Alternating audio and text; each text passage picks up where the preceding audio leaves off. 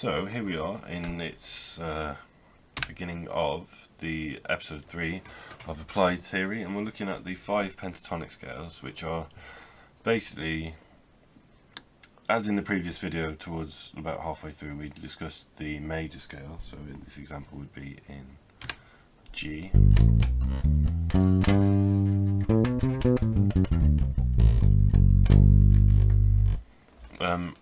Essentially what we're doing is removing a few notes from the major scale. So the major scale is 1, 2, 3, 4, 5, 6, 7. It's a diatonic scale. And a pentatonic scale is simply a 5-note variation. And it's very popular with rock, funk, and just dozens and dozens of styles to use these kind of. And then again we've got the minor scale, for example. The pentatonic of the minor scale in its root position is so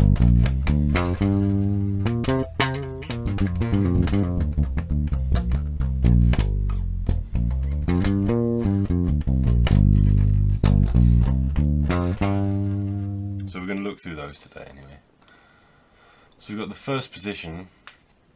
Well, you can start it, basically you can start from the major scale or start from the minor scale, major pentatonic or minor pentatonic. I'm going to start from the major pentatonic, and I'll kind of cover why that is the case. But the major pentatonic, as you can see written out here, so we've got, there are roots which are both G, because we're in G here for the example. So there's your G, 3rd fret, 0, 1, 2, 3. Those are G's, and then you go up to A, B, D, E, G again, A, B. Let's see if you've got a nice clear shot of that so you can see it more comfortably. So G, A, B, D, E, A, B, A, B, sorry. A bit smoother. 1, 2. And that's kind of your shape there, so you can see that. So that's the first position pentatonic, or the major pentatonic. Second position, and play that also in G, and it's essentially shifting a couple of notes. But let's see. I'll play it first on camera, and then so we've lined up a nice straight position.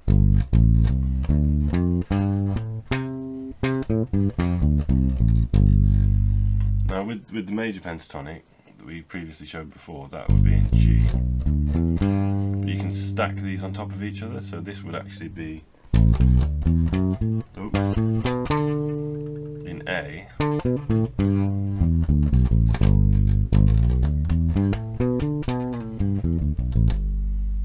So you kind of can stack them together like that. But just so you can learn the shapes initially, you want to be looking at doing it in G, A, C, D, that's right, F.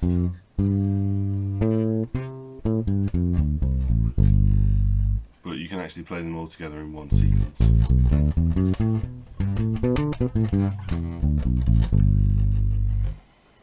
And then so the next scale we're looking at, the 3rd position, so we're going to do it in G, is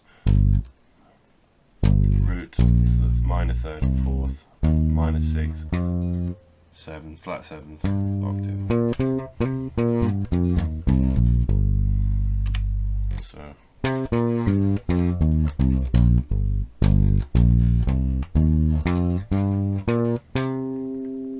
let's get used to that so it's not really gulpy facing it. So as before, you've got major, so 1st position, 2nd position, and then you move up to B now for 3rd position.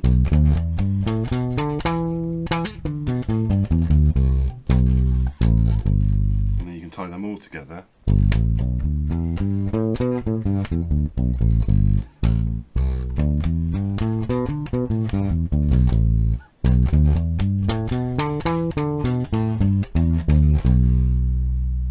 There we go. So that's kind of the first 3 positions. The next position we're looking at, so in G it would be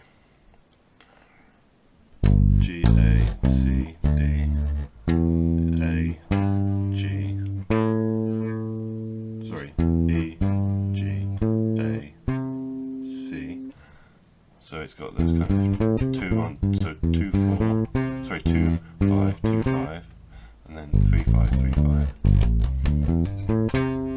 And if we tie them all together, we're putting that up to, what would it be, C? Oh, I've forgotten the shape. There we go. And that's actually the beginning of our major pentatonic again from G there. We're adding the D and the C. So all together you would have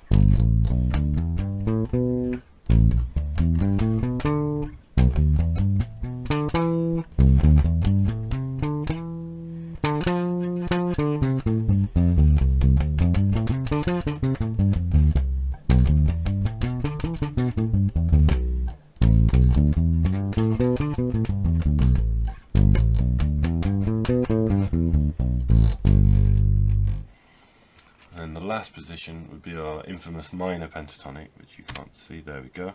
Minor pentatonic, which would go up to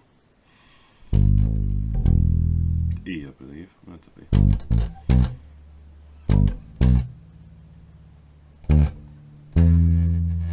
Which is an E.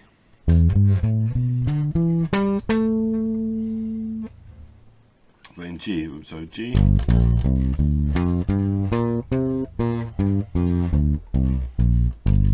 G, A sharp, C, D, F, G, and then B flat and C.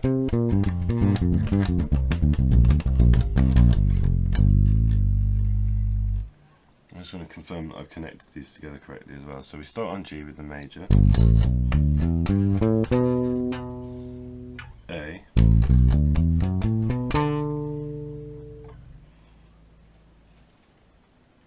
B, and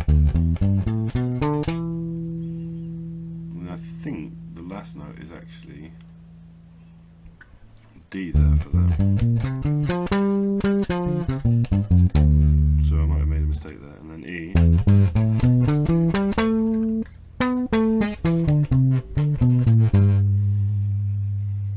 Let me just pause and come back and double check if I got that right. Yeah, so I have got that right. I just double checked. I want to make sure I was giving you accurate information. So the sequence of the pentatonics is G. So if we're in G, for example, and this, if you were in C, you would move them.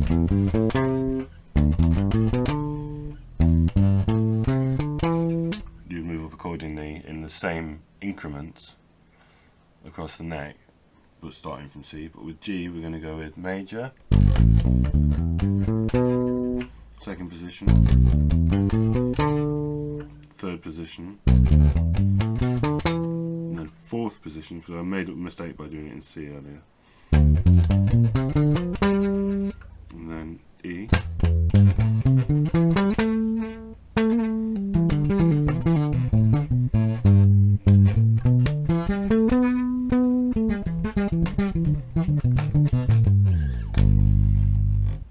and the next phase I wanted to move on to, which is to kind of give a bit of context as to how to create pentatonics, is to look at these two scales. So you may or may not know what the Phrygian mode is or the Locrian mode, but we'll come to that in not the next video but the video after. We're going to do quite an extensive video about the modes in general. But it's based loosely when we create, so we look at, we had the 5 notes of which each position made of the scale made a pentatonic. So in this case G, A, C, B, D, A, G. But with the major scale there's 7 notes, so you get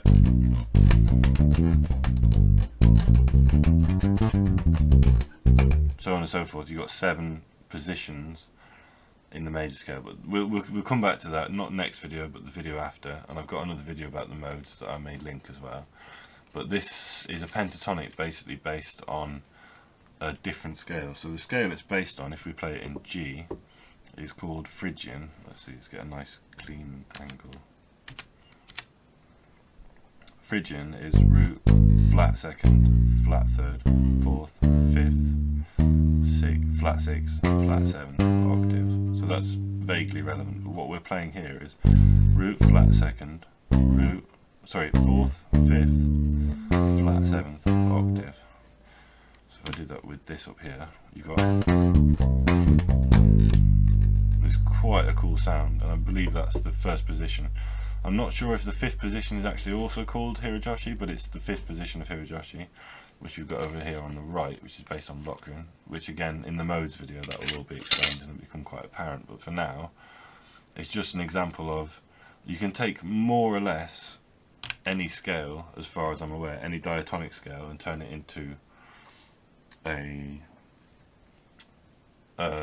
pentatonic. So say you had something like Lydian, which is another scale. Well, yeah, the Hirajoshi is a great example, actually. We'll stick with that. So we've got the Phrygian scale,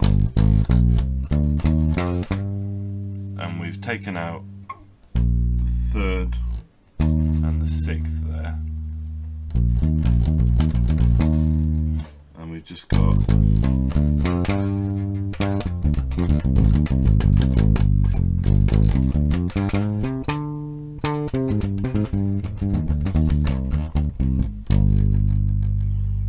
it makes quite a cool sound.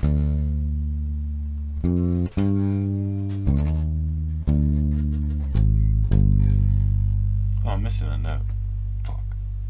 Hopefully I'll edit out my swearing. I wasn't missing a note. So yeah, the fifth position of Hirajoshi then, in G, would be the same thing. Root, flat second, fourth, flat five, seventh octave. And that's my favourite one. You can stack them together as well. So say you did the first Hirajoshi in G, and then you move on to the second or the fifth position.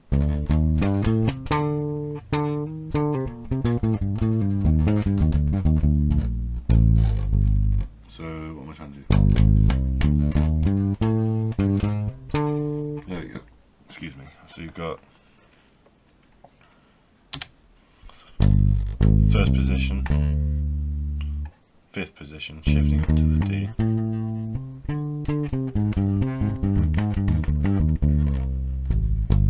I didn't do that very well. Let's try that one more time.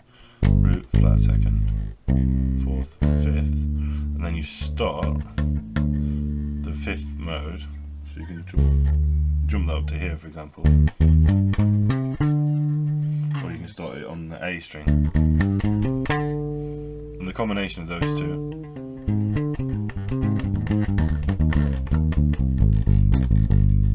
makes quite a nice. I'm quite a fan of using it. You can put it in E, for example.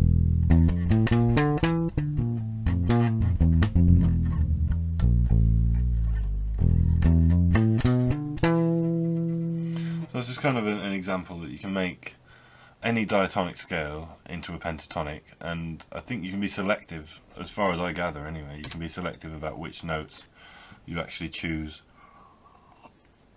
to omit, so you can play around with that quite a bit. I'm not going to include the other positions of Hirajoshi, but you can work them out if it's of interest to you. The next scale I wanted to cover, just before I move on, is the blues scale. So if you take all the way back, where is it? Fifth position, minor pentatonic. So in G we've got root, flat third, fourth, fifth, flat seventh, octave. Would that be 10th, 13th, or whatever.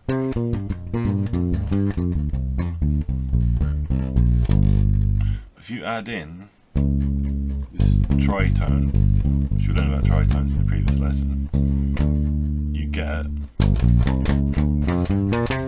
add it at the top there as well. And as you can see here, I've included in the blues scale the note in blue. That is your blue note. Now it's usually used as a passing tone, but it is pretty.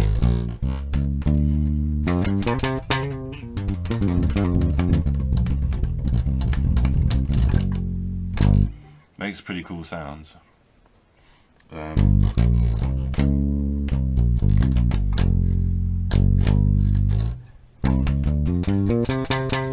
You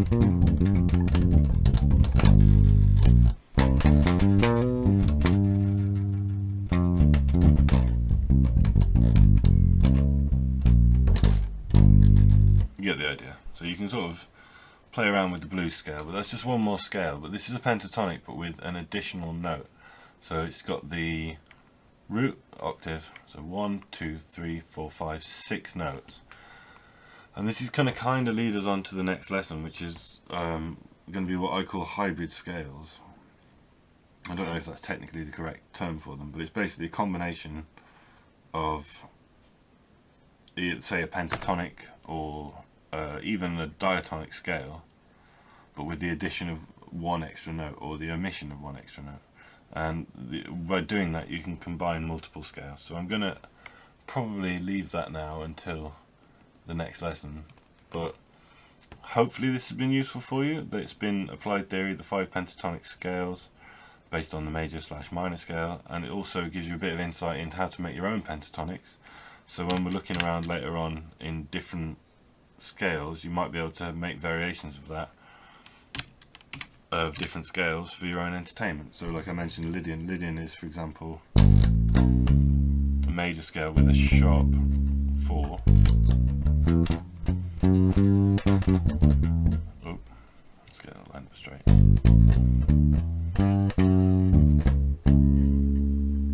So you can miss out the 5th there, for example, and just play.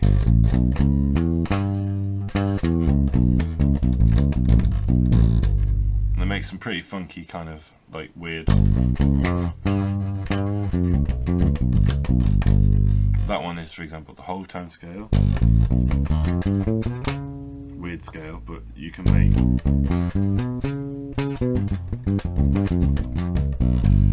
pentatonics